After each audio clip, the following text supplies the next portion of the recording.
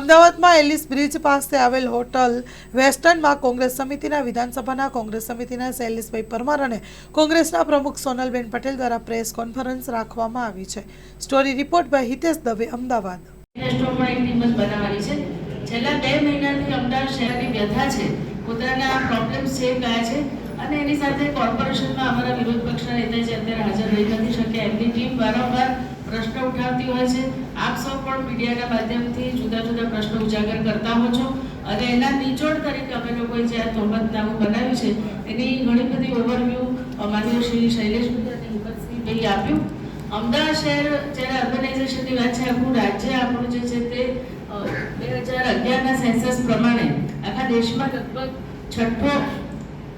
ક્રમ આવે છે અને 41% જેટલું પોપ્યુલેશન છે આપણું અર્બન એરિયામાં રહે છે અને એમાં 54% પોપ્યુલેશન છે અમદાવાદ, સુરત, વડોદરા અને રાજકોટ જેવા શહેરોમાં રહે છે।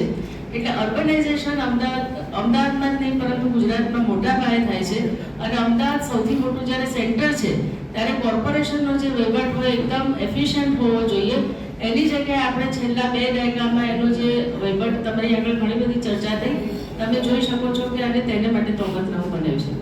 શહેરી વિકાસમાં ખાસ કરીને અર્બનાઇઝેશન થાય છે ત્યારે ગામડાઓમાંથી અને બીજી જગ્યાએથી પણ લોકો 2-3 કારણો માટે શહેરમાં આવતા હોય છે, ખાસ કરીને રોજગારી માટે, વધારે ઓપોર્ચ્યુનિટી મળે એને માટે, બાળકોના શિક્ષણ માટે। આને લીધે લોકો ખેંચાઈને આવે છે જ્યારે અર્બન એરિયાઝમાં, ત્યારે એમની બહુ બેઝિક પાયાની જે સુવિધાઓ જોઈએ, જે લોકો રહે છે તેની તો વાત થઈ કે પીવાનું પાણી છે, ગટરના, ડ્રેનેજના ઘણા બધા વિસ્તારમાં અત્યારે અમદાવાદ શહેરમાં ખાળકૂવા છે, ડ્રેનેજથી જોડાયું પણ નથી। સ્ટ્રોંગ વોટરની પણ વાત કરવામાં આવી, જેને કારણે વરસાદી પાણીનો નિકાલ થતો નથી અને એક જ વરસાદ આવી જાય તો આપણો જીવ પડીને બંધાઈ જાય કે આપણે ઘરે કેવી રીતે પહોંચીએ, કે આપણા બાળકો કેવી રીતે સ્કૂલેથી ઘરે પહોંચે। પરંતુ એની સાથે સાથે જે આ લોકો આવે છે બહારથી, એ લોકો અમદાવાદની કરોડરજ્જુ સમાન છે, જે મધ્યમ વર્ગના અને જે ગરીબ લોકો છે જે અહીં આવે છે એ લોકોની જે ઓપોર્ચ્યુનિટી એમ્પ્લોયમેન્ટની હોય છે, ખાસ કરીને એ લોકો લારી ગલ્લા લઈને લોકો પોતપોતાને જે કામ આપણે કરે છે। જ્યારે ડૉક્ટર મનમોહન સિંહની સરકાર હતી તે વખતે સ્ટ્રીટ વેન્ડર એક્ટ બનેલો હતો કે એના અન્વયે કોર્પોરેશને આખો સ્ટડી કરવાનો હોય છે, એનો સર્વે કરવાનો હોય છે, જે આજ સુધી થયો નથી।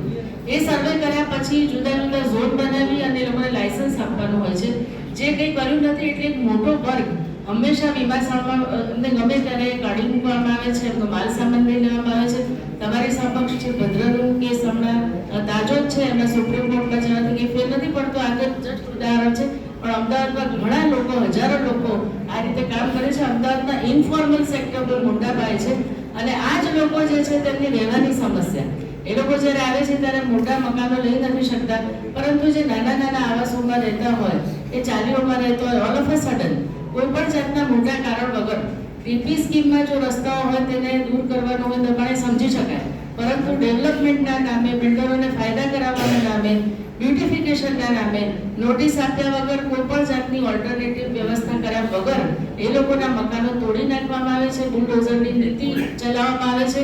અને ભર શિયાળામાં અથવા વરસતા વરસાદમાં બાળકો સાથે આ લોકો નોંધારા થઈ જાય છે તો એની પણ કોઈ જાતની સ્કીમ મૂકવામાં આવતી નથી। કોર્પોરેશન રીડેવલપમેન્ટના નામે જે મકાનો પણ બનાવે છે એને તમે જો જુઓ તો એનું મેન્ટેનન્સ પણ કોઈ હોતું નથી અને ત્યાં લોકો રહેવા પણ જવા તૈયાર નથી, જેને કારણે અમુક વર્ષો પછી મકાનો આપણે તોડી નાખવા પડે છે।